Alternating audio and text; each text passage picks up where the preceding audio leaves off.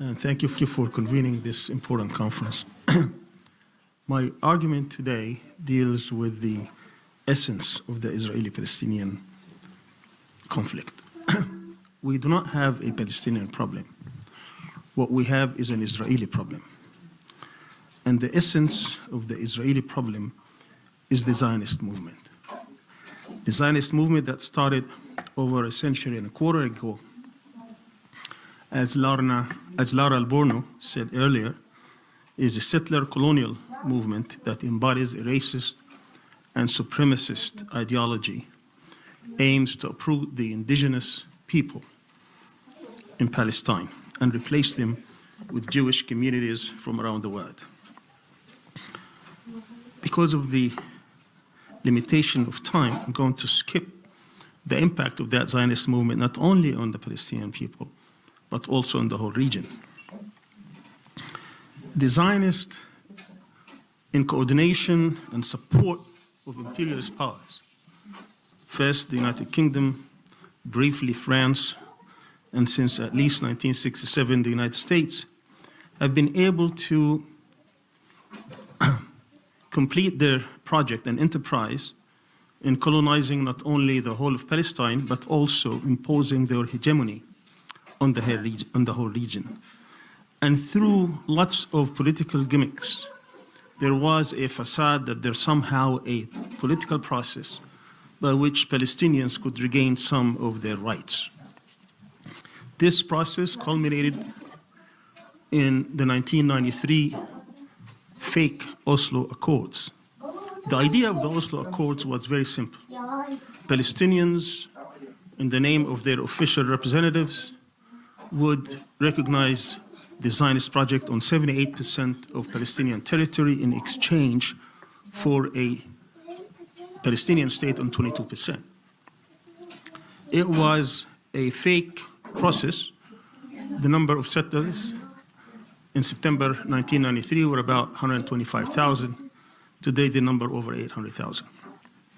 There was never actually a recognition by any Israeli government, left or right, throughout the process of any kind of Palestinian sovereignty in any part of Palestine.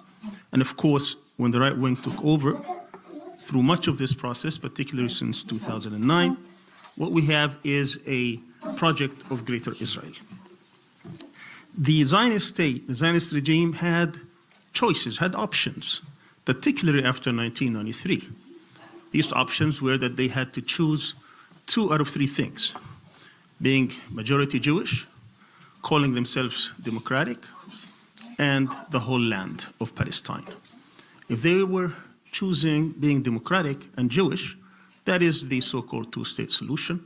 They rejected that option, and today there is no viable mechanism by which there could be 2-state solution. This fact actually was reiterated by John Kerry in the waning days of Obama in December 2016, in which he says there is no 2-state solution. That train has come and gone. That's left the station. That ship has sailed. The other option would have been democratic, calling themselves democratic, and the whole land of Palestine from the river to the sea. That would be a 1-state solution. That would be the demise of the Zionist regime, the Zionist ideology, and of course, not a single Zionist party would accept that. So that left them with the third choice, which is to be Jewish majority, because half of the population would not be recognized, calling themselves democratic, but only within the Jewish context, and keep the whole land. That ended up with an apartheid regime. That apartheid regime, Israeli style, would not have been sustained. The whole world could look the other way for some time, but over time it's going to be extremely difficult, if not impossible, to sustain. So they created a 4th option, and that option is genocide and ethnic cleansing. The same process they followed, they implemented, they perfected in 1948. If anybody has any doubts, they can go to much resources now, particularly after the new Israeli historians have exposed much of that archives. What we're seeing today was nothing short of the implementation of taking opportunity in Gaza and in the future in the West Bank, if they are successful in Gaza, to make sure that this demographic problem that they are facing could be resolved through this brutal genocide and ethnic cleansing. Today in Palestine, between the river and the sea, you have 7.3 million Palestinians who have basically no rights, civil or political or otherwise, with 7.1 million Jews.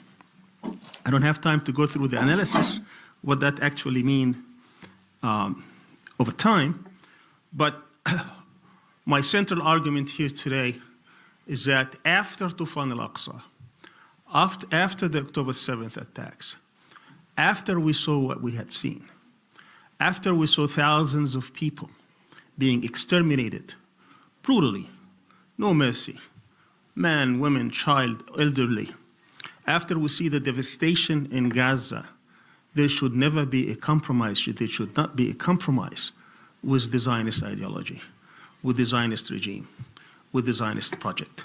Our central goal should be to dismantle the Zionist structures, the Zionist institutions in Palestine and throughout the world. That's what the world needs, that's what the region needs. The alternative is a complete hegemony of the Israeli regime, of the Zionist ideology, not only in Palestine, but also across the region and beyond. These are the true facts that we are facing today. What Netanyahu represents today is this vision in which Israel could be in control of the whole region, in which the whole region could be actually further fragmented, not as 22 or 23 countries in the aftermath of the Sykes-Picot, but of being 40 or even 50 different fragmentations, whether de facto or de jure. Now, the question is, you are talking about dismantling this powerful state that is empowered by the most powerful country in the world, the United States, given everything it needs. It's given military equipment, hardware, the most technological ones, funds, unlimited funds, political protection, diplomatic protection, and so on and so forth. You must be dreaming. And I say that's not about being dream. That's not a dream. That's a human project that needs to be confronted with human efforts. Now, to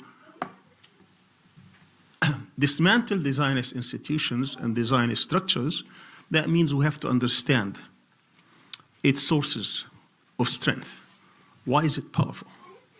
And if we do the analysis, and whoever is interested, I wrote a chapter in the book that was edited by Ilan Pape and Ramzi Baroud, in which I talk about this in details, you will find that they are sources for this strength. We have to deal with that. And the formula is very simple. The Palestinians are the primary victims, but hardly the only victims. What we see today as the present of the Palestinians could be the future of other people in this region. And therefore, this is not a problem for Palestinians to solve. Again, the formula is very simple. You cannot dismantle without the Palestinians, and you cannot dismantle these racist structures with the Palestinians alone. It's a problem that everyone should be involved in. You're not just a supporter, you must be a partner and parcel of this project to dismantle this menace, this evilness, this brutal structures that want to control the region and beyond. Now, once we identify these sources of strength, we need to deal with them properly. Now, I identified 12 imperatives, 12 sources. I call them pillars. It's like a building. Israel is like a building that is sitting on 12 pillars. Once we identify these 12 pillars and start deal with them properly, then, and everyone involved, again, not just Palestinians. Palestinians can hardly deal with 3 or 4, which means Palestinians alone cannot dismantle that. We need everybody's effort in every field, politically, diplomatically, commercially, economically, legally, academically, culturally, in arts, entertainment, sports, in every field. human rights, media, and so on and so forth, when everybody is part of that struggle, it's like having a hammer and you're identifying part of which column you're in, and everybody is hammering. After a while, 6, 7, 8 of these pillars would collapse. The whole building collapses, and the world will be better for that.